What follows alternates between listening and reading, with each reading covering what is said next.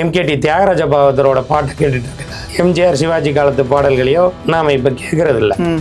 ஆனா இன்னைக்கு இளையராஜா பாடல்கள் பட்டி தொட்டி எல்லாமே ஓடிட்டு தானே இருக்கு. அதுதான் வந்து உங்களுக்கு மிக முக்கியமானது. அதாவது பலரை இரவுல தூங்க வைக்கிறாருன்னா அது இளையராஜாவா தான் இருக்கு. அது மட்டும் இல்ல, பல பேருக்கு பைத்தியம் பிடிக்காம இருக்கிறதுக்கு காரணமும் அவர் தான். அதாவது இந்த ராகங்கள் கேட்டாலே நமக்கு பணம் வருங்கும் போது அந்த ராகங்களை உருவாக்குற இளையராஜா அவர்களுக்கும் அதனாலதான் நிறையவே வந்திருக்குமோ அந்த பீரியடு. பாட்டு கேட்கறதுனால கண்டிப்பாக உங்களுக்கு நல்லது நடக்கும், பணம் வரும், நோயை குணப்படுத்திடலாம். கல்யாணி ராகம் இந்த பாடல்களை கேட்டால் அவங்களுக்கு கண்டிப்பாக செல்வ வளம் தரும் கல்யாணி ராகம்னே இருக்குது. எனக்கு ரொம்ப கஷ்டமாக இருக்குது, எனக்கு கடன் பிரச்சனையாக இருக்குது, எனக்கு பணமே வரலன்னு சொல்லக்கூடிய மாற்றம் வரும். கண்டிப்பாக மாற்றம். எவ்வளோ நாட்கள் அந்த மாதிரி அது டைம் பீரியட் மாதிரி இருக்காது. அது அவரை ஒரு கர்மவினியை பொறுத்து தான் இருக்குது. ஒருத்தருக்கு ஒரு வாரத்துலையும் நடக்கும், அடுத்த நாளே நடக்கும், ஒருத்தருக்கு ஒரு வருஷம் கூட ஆகும். அவன் எந்த அளவுக்கு அதுக்கு முக்கியத்துவம் கொடுக்குறாங்கிறத பொறுத்து இருக்குது. பாட்டு கேட்டால் கண்டிப்பாக பணம் வரும், அது கேட்பவரின் மனநிலையை பொறுத்து இருக்கு. தி டிவைன் தமிழ் நேயர்களுக்கு வணக்கம். இப்போ நம்மோடு யாருக்காருன்னு பார்த்தீங்கன்னா நேர்மறை சிந்தனையாளர் நற்பவி நம்பிராஜன் அவர்கள் இருக்காங்க. வணக்கம் சார். வணக்கம் சார். இப்போது பாடல் கேட்டால் பணம் வரும் அப்படின்னு ஒரு டாபிக் சொன்னீங்க. அது எப்படி சார்? பாட்டில் என்ன இருக்குது? பாடல் கேட்டால் வந்துட்டு மழை வரும்னு கேள்விப்பட்டிருக்கேன், பணமுமா சார் வரும்? கண்டிப்பாக. ஆக்சுவலாக வந்து ராகங்கள் மெயின் ரோல் ப்ளே பண்ணுது. ராகங்களும் கிரகங்களும் ஒன்று தான். 7 சுரங்கள் இருக்கு இல்லைங்களா, சரி கம பத நீ அப்படிங்கிறது தான் உங்களுக்கு 7 கிரகங்கள். ராகு கேதுங்கிறது வந்து உங்களுக்கு இந்த கலிகாலத்தில் தான் அந்த கிரகங்களுக்கு முக்கியத்துவம் கொடுத்து இது பண்ணாங்க. ஆரம்பத்தில் 7 கிரகங்கள் தான். ஸோ அப்போ அந்த ராகங்கள் மூலமாக தான் இந்த பாடல்களே உருவாகுது. சரணம், பல்லவி, அனுபல்லவி, இப்படி நிறையா இது இருக்கு இல்லைங்களா. இளையராஜா வந்து ஒரு சித்தர் மாதிரி தான் நான் நினைக்கிறேன். ஏன்னா இந்த நம்மளுடைய 70s 80s 90s இப்போ ஜென்எக்ஸ் வரைக்கும் வந்தாச்சு, ஜென் இசட் வரைக்கும் வந்தாச்சு. இப்போ வரைக்கும் பார்த்தீங்கன்னா மியூசிக்கில் வந்து எவ்வளவோ லெஜெண்ட்ஸ் இருக்காங்க. இப்போலாம் வந்து சாயாபயங்கர் வரைக்கும்லாம் வந்துட்டாப்புல. ஆனாலும் இன்னும் வந்து பார்த்தீங்கன்னா அந்த கோல்டன் எரா, கோல்டன் பீரியட் அப்படின்னு சொல்லப்படக்கூடியது இன்றைக்கி நம்ம யாரும் எம்கேடி தியாகராஜ பாகவதரோட பாட்டை கேட்டுட்டு இருக்கல, இல்லை பியு சின்னப்பாவோடதையோ, இல்லை மகாலிங்கம் அவரதையோ, இல்லை எம்ஜிஆர் சிவாஜி காலத்து பாடல்களையோ நாம் இப்போ கேட்குறதில்ல. ஆனால் இன்றைக்கி இளையராஜா பாடல்கள் பட்டி தொட்டி எல்லாமே ஓடிட்டு தானே இருக்குது. கண்டிப்பாக சார். அதுதான் வந்து உங்களுக்கு மிக முக்கியமானது. அதாவது பலரை இரவுல தூங்க வைக்கிறாருன்னா அது இளையராஜாவா தான் இருக்காரு. அது மட்டும் இல்லை, பல பேருக்கு பைத்தியம் பிடிக்காம இருக்கிறதுக்கு காரணமும் அவர் தான். ஆமாம், ஸ்ட்ரெஸ் பஸ்டர் என்று சொல்லப்படக்கூடிய ஸ்ட்ரெஸ் ரிலீஃப். இன்னைக்கு நாம வந்து ஹீலராக நிறையா வந்து ஆப்ஷன்ஸ் நிறைய வந்துடுச்சு. அன்னைக்கெல்லாம் வந்து பார்த்தீங்கன்னா ரேடியோவில் தான் நம்ம கேட்டுட்டோம், இலங்கை வானொலியில் என்னென்ன பாட ஒரு குறிப்பிட்ட கால நேரத்தில் தான் அந்த பாட்டு போடுவாங்க. அப்புறம் தானே இப்போ தானே எல்லாம் டெவலப்மெண்ட் ஆகி சூரியன் எஃப்எம், ரெயின்போ எஃப்எம், அந்த எஃப்எம், இந்த எஃப்எம் அப்படின்லாம் வந்திருக்கு. பட் அந்த காலத்து வரைக்கும் முன்னாடிலாம் வந்து சினிமா ரிலீஸுக்கே பார்த்தீங்கன்னா ஆடியோ ரிலீஸ்னால் அந்த கேசட் ரிலீஸ் தான். இப்போ தான் சிடி அந்த மாதிரி பென்ட்ரைவு நிறையா மாறிடுச்சு. பட் இன்றைக்கும் அவர் ஹார்மோனியத்தை வச்சு தானே இசையமைச்சிட்டு இருக்காரு. அதில் வந்து அவர் கையில் வந்து சரஸ்வதி இருக்குது. அவருடைய ஜாதக அமைப்புலேயே அந்த புதன் சனி அப்படிங்கிற கிரக இணைவு இருக்கும். புதன் சனி தான் நரம்புகள் சம்மந்தப்பட்ட இது, நரம்பு மண்டலத்துக்கு உண்டானது. நரம்புகள் புதன், நரம்பு மண்டலங்கிறது சனி. அதனால தான் பார்த்தீங்கன்னா இந்த சரஸ்வதிக்கு வந்து அந்த ஒரு யாழ் அப்படின்னு கொடுத்துருப்பீங்க, வீணை, அதில் நரம்பு தான் இருக்கும். அதை மாதிரி இளையராஜாவே வந்து நமக்கெல்லாம் ஒரு சரஸ்வதி மாதிரி தான், ஒரு சித்தர் மாதிரி தான். அவருக்கு நிறையா கேரக்டர் இதில் நிறையா விஷயங்கள் இருக்கும். இந்த காப்பிரைட் சம்மந்தப்பட்ட விஷயங்கள், இந்த மாதிரியான இதெல்லாம், அதையெல்லாம் தாண்டி அவர் வந்து நம்ம மனசில் இடம் பிடிச்சிருக்காருன்னா அதுக்கு காரணம் அந்த ராகங்களும் அந்த பாடல்களும் தான். அதாவது இந்த ராகங்கள் கேட்டாலே நமக்கு பணம் வருங்கும் போது அந்த ராகங்களை உருவாக்குற இளையராஜா அவர்களுக்கும் அதனால தான் நிறையாவே வந்திருக்குமோ அந்த பீரியடு. இப்பயுமே வந்து என்ன சொல்கிறாங்கன்னா அவருடைய பாடல்களோட ராயல்ட்டி போதும், அவர் வந்து எதுவுமே பண்ண தேவையில்ல, அந்த அளவுக்கான இது இருக்குது அப்படின்னு. ஆக்சுவலாக வந்து இப்போ மேலை நாட்டுலலாம் வந்து காப்பிரைட்டுக்குன்னு நிறைய ரூல்ஸ் என்ற இது இருக்குது. ஆமாம் சார். நீங்கள் வந்து ஈவன் வந்து ஒரு கண்டென்ட் ரைட்டராக இருக்கீங்க, ஏதோ ஒன்று உருவாக்கியிருக்கீங்க அப்படின்னா உடனே அதுக்கு பேட்டர்ன் வாங்கி வச்சுருவான். எதுனாலும் சரி. இன்னும் வந்து பார்த்தீங்கன்னா கிரகங்களுக்கே அவன் நிறைய பேர் பேட்டர்ன் வாங்கிட்டு இருக்கான். புதனை ஒருத்தன் பேட்டர்ன் வாங்கி வச்சுருக்கான். அப்படிங்கிற போது இந்த மாதிரியான இதில் இப்போ இந்த ஹாரி பாட்டர் இதில் நாவல்லாம் இருக்கு இல்லையா, அதெல்லாம் அங்கெல்லாம் நிறைய அவங்கள மதிப்பாங்க. ராயல் கலையவும் கலைஞர்களையும் இந்த கவிஞர்கள் இசையமைப்பாளர்கள் எதுக்கு வந்து ஹாலிவுட் அப்படிங்கிறது மெயினாக பேசப்படக்கூடியதாக இருக்குது. இங்கே அப்படி கிடையாது. இங்கே சினிமாலேயே கதை திருட்டு இருக்குது, இசை திருட்டு இருக்குது, போட்டமிட்டே போடக்கூடிய நபர்களும் இருக்க தானே செய்கிறாங்க. இல்லை வெளியிலேருந்து காப்பி அடிக்கிற ஆட்களும் இருக்க தானே செய்கிறாங்க. 7 சுரங்கள் தான் அதை ஈஸியாக கடந்தும் போயிடுறாங்க. ஆமாம். ஆனால் இங்கே வந்து என்ன அப்படின்னா நம்ம நாட்டில் காப்பி ரைட்டுங்கிறத வந்து காப்பி திருட்டு தான் அதிகமாக இருக்குது. நீங்கள் ஃபேஸ்புக்கில் ஒரு கண்டென்ட் எழுதுறீங்கன்னு வைங்க, அது உங்களுக்கு சொந்தம் கிடையாது. இந்த ஒரு படத்தில் வந்து வடிவேலும் ஒருத்தரும் வந்து இது பண்ணிக்குவாங்க பாருங்கள், பஸ்ஸு வந்து இது உங்கள் சொத்து, நானும் யூஸ் பண்ணிக்குவேன் நீங்கள் யூஸ் பண்ணிக்குவேன், சண்டை போட்டுக்குவேன் மாதிரி. அதை மாதிரி தான் நீங்கள் ஃபேஸ்புக்கில் எழுதிட்டீங்க, இல்லை ஏதோ பொதுத்தளத்தில் சொல்லிட்டீங்கன்னா அது எல்லாருக்கும் கடைபிடிக்கப்பட்ட ஒன்றாகி விடுகிறது. நீங்கள் அதை காப்பிரைட் பண்ணணும் அப்படின்னா முதல்ல முகநூலெல்லாம் எழுதக்கூடாது. புக்கை போட்டதுக்கப்புறம் வேணால் நீங்கள் போட்டுக்கலாம். ஆனால் அதையும் திருடி பிழைக்கக்கூடிய நபர்கள் நிறைய பேர் இருக்க தான் செய்வாங்க. இந்த இசையை பொறுத்த வரைக்கும் இதில் நிறைய ராகங்கள் இருக்குது. கல்யாணி ராகம் இருக்குது, சிந்து பைரவி இருக்குது, ஆனந்த பைரவி இருக்குது, சங்கராபரணம் இருக்குது, தர்பாரி ராகம் இருக்குது, சிவரஞ்சனி ராகம் இருக்குது, அமிர்தவர்ஷினி நீங்களே சொன்னீங்க. அந்த இது வந்து ராகம் இசைத்தால் கண்டிப்பாக உங்களுக்கு மழை வரும். அது அந்த மாதிரியான இது கர்நாடிக் மியூசிக்கில் அப்படி நிறைய லெஜண்ட்ஸ் வந்து இன்றைக்கி இருக்கிறாங்க. நமக்கு வந்து அந்த கர்நாடிக் மியூசிக் கேட்குற அளவுக்கு நிறைய பேருக்கு பொறுமை கிடையாது.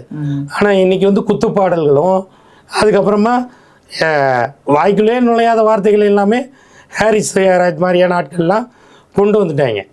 சரியா? ஆனால் வார்த்தைகளுக்கும் இந்த பாடல்களுக்கும் இந்த ராகங்களுக்கும் ஒன்று போய் இருக்கக்கூடிய ஒரு பீரியட் அப்படின்னா அது இளையராஜா வைரமுத்து காம்பினேஷனில் இருந்தது தான். அவங்க 2 பேரும் பிரிஞ்சதுக்கப்புறம் அது டோட்டலாகவே 2 பேருக்குமே வேறு வேறு பார்ட்டாக போயிடுச்சு. பட் நீங்கள் இன்றைக்கி இருக்கக்கூடிய பாடல் வரிகள்லாம் பாருங்கள், ஏதாவது ஆங்கில வார்த்தைகள் கலக்காமல் எத்தனை பேர் பாட்டு எழுதுகிறாங்க.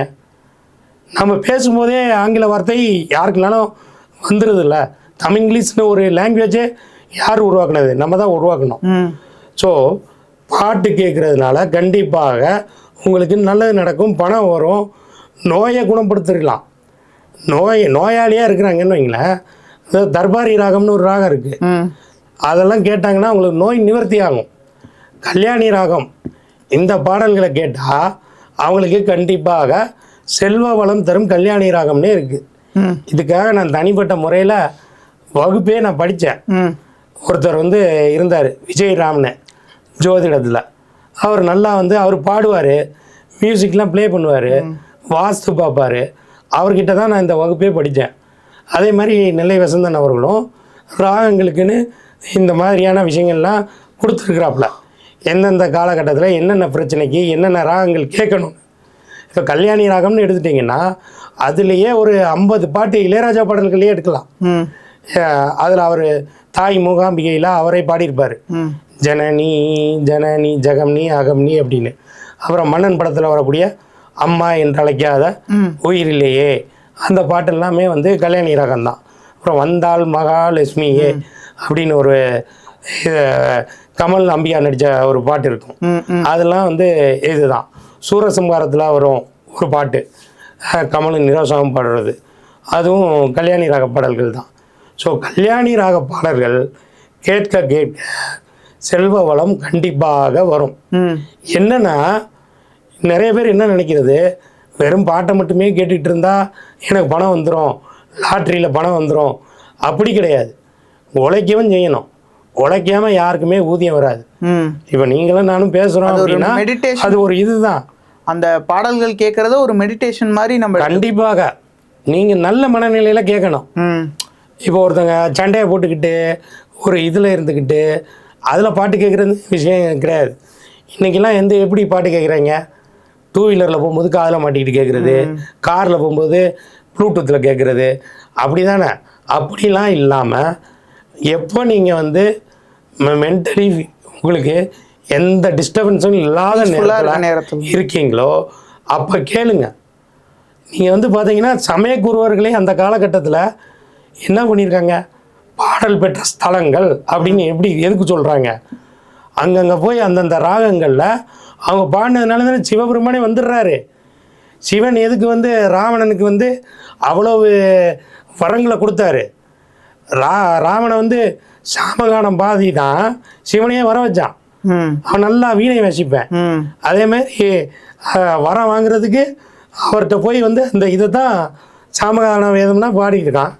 அப்புறம் அப்படி தானே இருக்குது.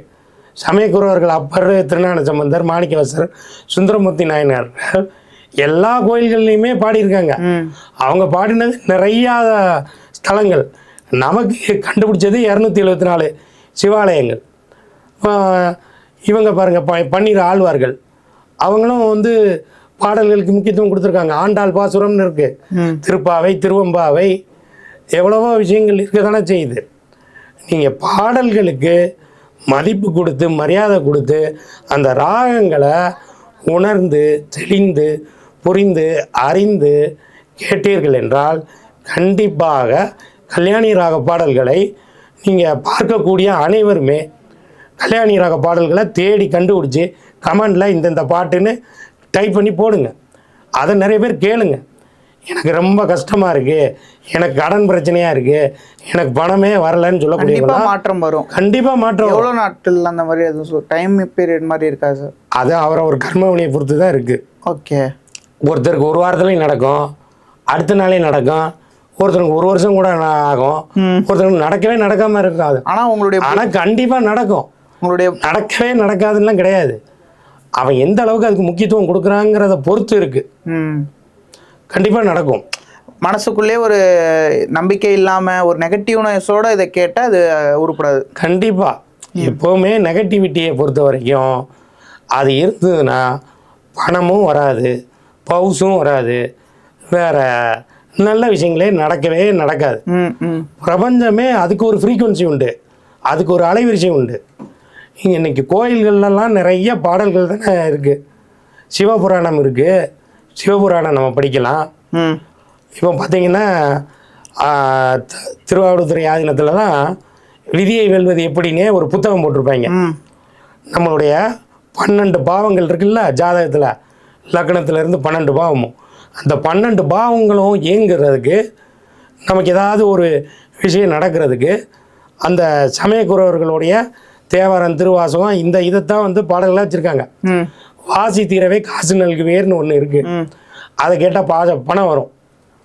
ரெகுலராக கேட்கணும். ஆதிசங்கரர் அருளிய கனகதாரா ஸ்தோத்திரம்னு இருக்குது. மகாலட்சுமியோட ஸ்ரீ சுக்தம்னு ஒன்று இருக்குது. இதெல்லாம் கேட்டால் பணம் வரும். கனகதாரா ஸ்தோத்திரமே வந்து அவர் நெல்லிக்காவை இது பண்ணி தான் பாடி அவங்க நல்லா பணம் அவங்களுக்கு கிடச்சிது. ஸோ பாட்டு கேட்டால் கண்டிப்பாக பணம் வரும். அது கேட்பவரின் மனநிலையை பொறுத்து இருக்குது. முதல்ல நமக்கு மனசுக்கு ஆறுதலான விஷயங்கள் நடக்கும், நல்லது நடக்கும். ஸ்ட்ரெஸ் இருக்கிறவங்க, மன அழுத்தம் அதிகமாக இருக்கிறவங்க, அப்புறம் டிப்ரெஷனில் இருக்கிறவங்க, கடன் பிரச்சனையில் இருக்கிறவங்க சோக பாடல்கள் கேட்கக்கூடாது. நிறைய பேர் சோக பாடல், காதல் தோல்வியாக சோக பாடல், வீட்டில் சண்டையாக சோக பாடல், குத்துப்பாடல்கள், நிறையா விஷயங்களுக்கு குத்துப்பாடல்கள் கேட்கலாம். ஒரு என்ன சொல்கிறது, நம்ம ஒரு என்ஜாய்மெண்ட்டான விஷயம், அந்த மாதிரியான இதுக்கெல்லாம் குத்துப்பாடல்கள் கேட்குறது நல்லது. பட் அதே நேரத்தில் இந்த ராகங்களும் இந்த வரிகளும் அது உடையாமல் இருக்கக்கூடிய பாடல்களை கேட்கும்போது கண்டிப்பாக நல்ல மாற்றங்கள் எல்லோருடைய வாழ்க்கையிலையும் கேடும். நீங்கள் பார்த்துட்ருக்கிற நேயர்கள் அனைவருமே தொடர்ந்து கல்யாணி ராக பாடல்கள் நீங்கள் சர்ச் பண்ணிங்கன்னா யூடியூப்பில் கல்யாணி ராக பாடல்கள் அப்படின்னு போட்டிங்கனாலே அது வரிசையாக வரும். இளையராஜாவோட இதே வரும். இன்ஸ்ட்ருமெண்டல் மியூசிக் கேட்கலாம், லைட் மியூசிக் கேட்கலாம். இப்போ ஈவன் வந்து பார்த்தீங்கன்னா இந்த அப்போலோ மாதிரியான ஹாஸ்பிட்டல்லாம் இந்த லைட் மியூசிக் வச்சுருக்காங்க, இன்ஸ்ட்ருமெண்டல் மியூசிக் ஓடிட்டே இருக்குது. அதில் பார்த்தீங்கன்னா கல்யாண தேனிலா, காய்ச்சாத பானிலா அப்படின்னு அந்த மம்முட்டி அமலாவை நடித்த பாட்டு ஓடிட்டு இருக்குது. ஸோ இப்போ நிறையா ஹோட்டலில் பாருங்கள் இந்த இன்ஸ்ட்ருமெண்டல் மியூசிக் இருக்கும். நிறையா இப்போ வந்து ஒரு ஆண்டு விழா ஸ்கூலில் நடக்குதுன்னா பாட்டு தானே வந்து மெயினாக வைக்கிறாங்க. அப்படி தான் இதாகும். ஓகே. ஸோ இந்த அதுக்குமே இந்த கிரகங்கள் தான் சம்மந்தப்படும். ஒவ்வொரு ராசி இலக்கணத்துக்கு தகுந்த மாதிரி பாடல்கள் கேட்கலாம், படங்கள் பார்க்கலாம். அதுக்குன்னு இது இருக்குது. இப்போ ரிஷப ராசியாக இருக்காங்கன்னு வைங்களேன், இப்போ மேச ராசி இருக்காங்க, 2ஆம் பாவத்தையும் இயக்கணும். 2ஆம் பாவத்தை இயக்கினா தான் பணம் வரும். 2ஆம் பாவம் ரிஷபம். காதல் படங்களை பார்க்கறதும் காதல் பாடல்களை கேட்பதும் பணம் வரும் அவங்களுக்கு.